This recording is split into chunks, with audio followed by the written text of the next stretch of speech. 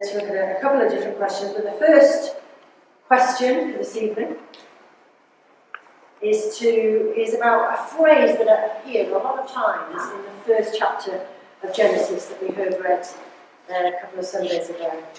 And I'm going to read out the particular verses where this phrase appears and see if you can guess which phrase we're going to be thinking about. So I'm going to be reading verses 11 to 13 and 20 to 25 of Genesis 1. Then God said, "Let the land produce vegetation, seed-bearing plants and trees on the land that bear fruit with seed in it, according to their various kinds." And it was so. The land produced vegetation, plants bearing seed according to their kinds, and trees bearing fruit with seed in it according to their kinds. And God saw that it was good. And there was evening, and there was morning, the third day. Moving on a little, God said, "Let the water teem with living creatures, and let birds fly above the earth across the vault of the sky." So God created the great creatures of the sea, and every living thing with which the water teems, and that moves about in it, according to their kinds, and every winged bird according to its kind. And God saw that it was good. God blessed them and said, "Be fruitful and increase in number, and fill the water in the seas, and let the birds increase on the earth." And there was evening, and there was morning, the fifth day. And God said, "Let the land produce living creatures according to their kinds, the livestock, the creatures that move along the ground, and the wild animals, each according to its kind." And it was so. God made the wild animals according to their kinds, the livestock according to their kinds, and all the creatures that move along the ground according to their kinds. And God saw that it was good. This is the word of the Lord. Thanks be to God.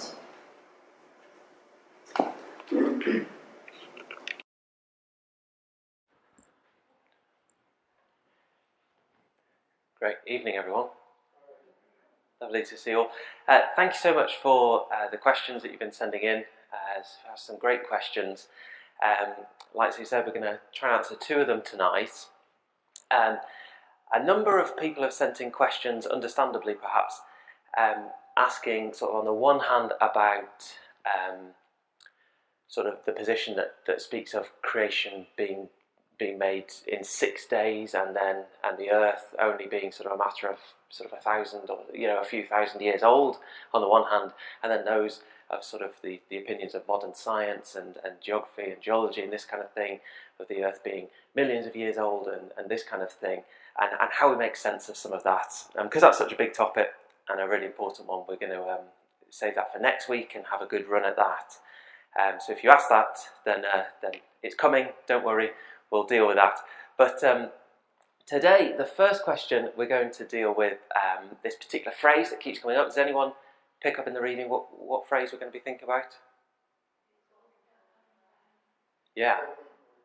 According to their kinds. So what does according to their kinds mean? This phrase that kept getting repeated over and over and over again. And so obviously it's important because the author of Genesis keeps on saying it. But what does it actually mean? Well, let's give it a go and have a think together, shall we, about what it might mean. First of all, we need to remember the big picture of Genesis 1, which we looked at a couple of weeks ago. What's the big picture of Genesis 1? It was that God has made a good, ordered world. Yeah, do you remember how even the way it's written, the parallels, the symmetry, that idea of order is very, very important in God's creation. And there's been this interest in divisions and separations and categories and names and functions. We've heard, haven't we, about God dividing and separating the water above and the water below. We've had God dividing the waters to bring his people into a dry land. We've had God categorizing different things, him naming different things and attributing functions to those different things. And each time it's been God that has been doing this sort of activity. He's been the one ordering, he's been the one separating, he's been the one naming and giving functions. And it's in that sort of context that we need to understand this little phrase, according to their kinds. Those little squiggles up there is the phrase mean, in Hebrew meaning type or kind, and le, which is meaning sort of for or to or according to. So according to a kind. And I think there's two different sort of ways that we could translate that could be getting at, and I think there's something of both in it. First of all, it could be talking about God distinguishing between different things. So that's the translation, according to such and such kind or type. We might think of sort of sea creatures as opposed to land creatures, or different species of things. God distinguished and separated between these different kinds. Or it could be getting at that God made every kind. And that's sort of, he made them in all their variety, in all their types. If you can think of a type, God made it. All kinds, all types. That's what that phrase means. So what's the implication? Why is it being repeated over and over again, and what are we supposed to get from it? Well, I think there's a few things. First of all, that sort of latter idea of God making every kind, it speaks about the comprehensiveness of God's creation. There is nothing, there is no kind, there is no type, there is no species that God did not create. Even the duck-billed platypus? Yes, God made the duck-billed platypus. He made every kind according to their kinds. It's that idea. It also speaks of God's abundant variety that he's provided. Do you remember how we were thinking the first week about how God has made a good world in which people can flourish? Not just survive, but flourish. And God's provided this incredible variety of different types of plants, different types of fruits, different types of animals, different types of trees. It's wonderful. It's getting at that goodness of creation. That's sort of the first idea. But then, secondly, it also speaks about the sort of, what I've said, the givenness or the appropriateness of different divisions and distinctions within God's creation. God has distinguished different types and different kinds of things, and that is been given by God, and that is good.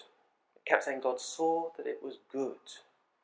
So those distinctions and those divisions that God has given in the world are something to be received from God and celebrated and acknowledged as good. And remember that Genesis 1, and all of Genesis, is really teeing up themes and theologies that are going to be really important for the rest of the Old Testament and the Bible. And so, for example, it's going to be very important that God's people learn not to confuse things that God has distinguished and created distinct.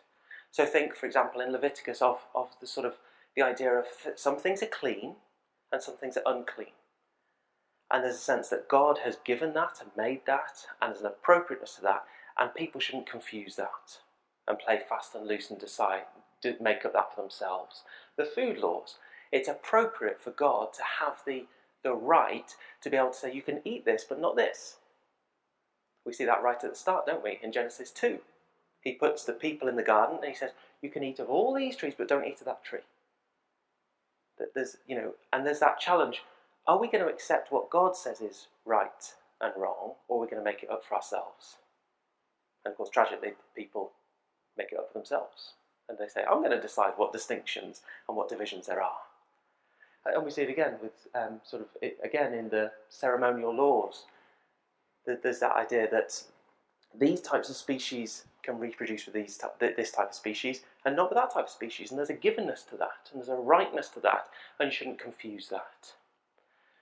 So I think that's why that phrase is being repeated over and over again. One, it gets at the variety of creation, the comprehensiveness of creation, the goodness of creation, but also it gets at that God has built in distinctions and divisions and separations and different types that people shouldn't confuse, that we shouldn't just say, well, that's irrelevant. Actually, it is relevant because God made those and it was good. Does that make sense, those sort of two ideas coming out of that phrase? Anyone want to raise anything or come back on any of that before we go to the next question? Any other thoughts on what you think the phrase might mean, or any reflections on any of that?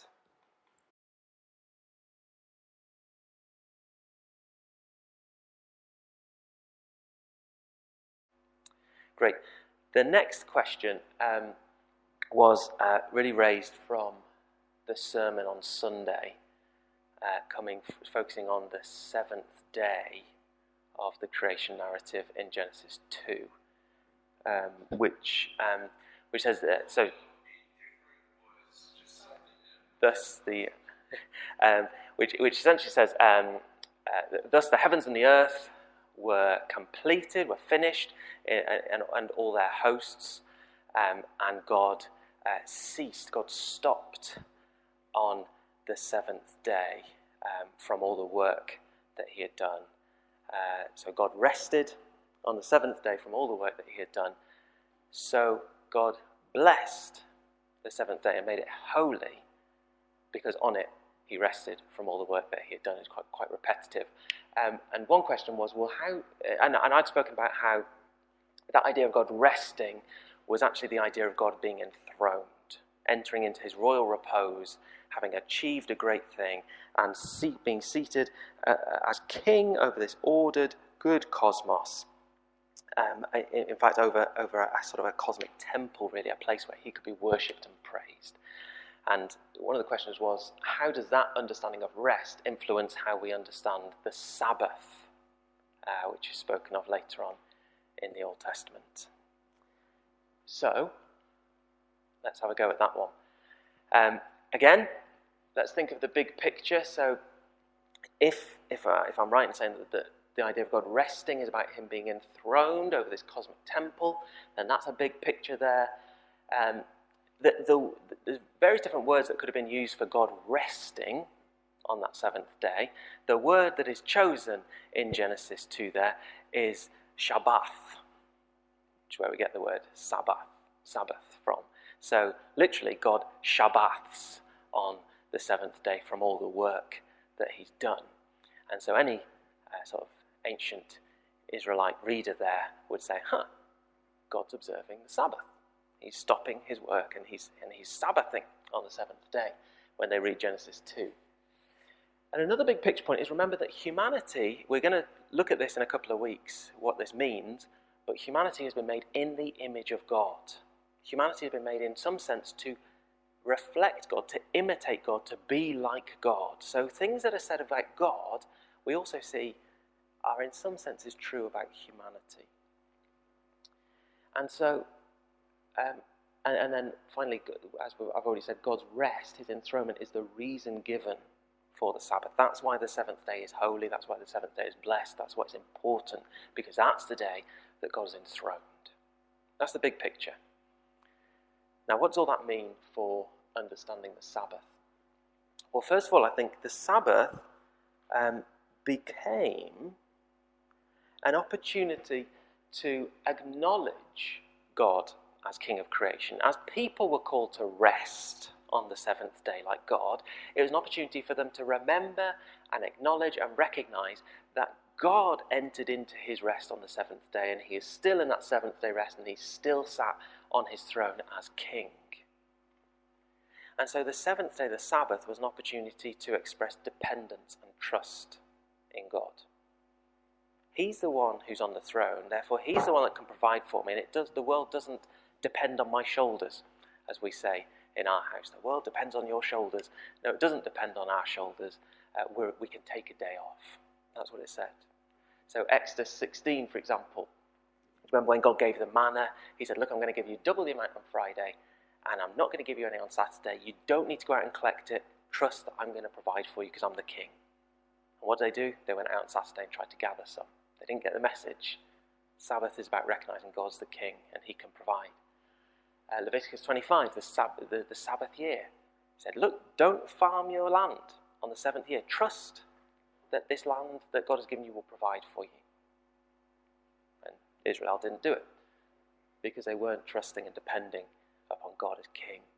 It's an opportunity to worship God as King. The prophets keep on attacking this formalism, this legalism about the Sabbath. That's not what it's about. It's about worshipping God as King. And quite understandably then, the Sabbath became the sign of the covenant between God and Israel as a way to acknowledge that God was their King. God is enthroned over this world, therefore God is their King, so we Sabbath to acknowledge that. So Sabbath became this opportunity to acknowledge God as King. Became this sanctuary in time to worship God and say, you are King, you're in charge, you're at the helm, we're not. Secondly, the Sabbath gave people an opportunity to imitate God, to be like God. He worked for 6 days and then rested. People were called to work for 6 days and then rest. They could be holy as God is holy. They could be like God and focus on a task for 6 days and then finish it and say, I'm done with that task for today. And humanity had the opportunity to be like God in being just rulers, just like he is. Because the Sabbath command wasn't just for people. It was to say, your slaves are to rest, your household are to rest, your cattle are to rest. You're going to be, I've made you little kings over creation. And whatever your little empire is, you're the boss at work or whatever, you're going to imitate me by providing rest for these people that you have control over, that you have charge over. We can imitate God like that. So copying his pattern. So this is an idea about what that might look like. Today, Abraham Heschel, a man who works with his mind should Sabbath with his hands, and a man who works with his hands should Sabbath with his mind. That idea of focusing on something for 6 days and then doing something different, resting from that on the seventh day. But then finally, and I think most excitingly perhaps, the Sabbath speaks of our future hope. And it's an opportunity to look ahead and anticipate where we're headed as humans. Because I said that we were created to imitate God in God's image, and God is portrayed as working and then resting. Right? But in the Genesis passage, the people are given work to do, and then what? They're just told to work. That it's left open about the entering into the rest, and in fact the people forfeit the rest, don't they, as they're kicked out of the garden.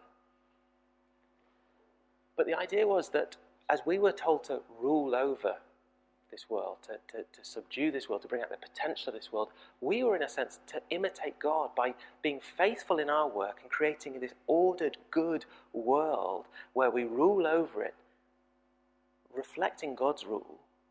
And then we would enter into this rest, like God, enter into God's rest of reigning with him, in a sense, as little kings under his rule, but over this perfectly ordered, good world. But it didn't happen. And that's why the Sabbath became associated, I think, with this promise of rest. In Deuteronomy's commands for the Sabbath, it said, remember that once you were slaves, but I brought you into this promised land of rest. And yet Psalm 95 says, actually, that rest that you experienced in the promised land of Canaan wasn't the full rest. There's still something more to come. And this is where the book of Hebrews comes in. It speaks about that call to humanity to subdue creation. It says, now, in putting everything in subjection unto him, he left nothing outside of his control. But at present, we don't see everything in subjection to him. At the moment, we don't see people resting, reigning over this creation. But we do see him, i.e. Jesus, who for a little while was made lower than the angels, crowned now with glory and honour because of the suffering of his death, so that by the grace of God he might taste death for everyone. Jesus has done a faithful work and entered into the rest as a human. And it's because he has done that, as he sits enthroned over this good world in his achievement, that there remains a promise of rest for us. As we're joined to Jesus, so we're headed where he is headed. And that's why Hebrews goes on to say, if Joshua had given them rest, he wouldn't have spoken about another, but there actually remains a Sabbath rest for the people of God. Anyone who enters God's rest also rests from their works just as God has from him. The Sabbath speaks about what we were created for. We were created to work, but then enter into that good rest of reigning with Christ. And Christ has now entered into that rest, and one day he's coming back, and we will reign with him over that perfect, ordered, good cosmos, giving glory to God. And so each time the Sabbath was celebrated, it was looking forward to that, the ultimate destiny of humanity. And that's an opportunity for us to do still. This is just a little quote here. Sabbath is the essence of our salvation. We can rest because God has done all that needs to be done. And it's pointing forward to that rest to come. Lots of different views about how Christians relate to the Sabbath. We did this when we were looking at the Ten Commandments, if I remember rightly. You may be any one of those options there. But for me, I think that the Sabbath still has a relevance to us. Either number 2 there, having become the Lord's Day, which seems to have been celebrating the finished work of Christ, the resurrection of Christ as he entered into that rest, or as that sort of general rhythm of 6 and 1. But it certainly still has relevance to us as we're encouraged to copy God with that rhythm of focusing and finishing, as we have set a day apart to worship God and acknowledge him as King, as we can rest in God, in Christ's work, and depend on God, but also as we can look forward to that final day of resting with Christ in God's rest. So that might be a slightly different take on the Sabbath, but that's how I think the idea of God's enthronement and resting influences the Sabbath, and actually I think it gives a much richer view of what the Sabbath is about. I'm aware I went quickly there. Does that make sense?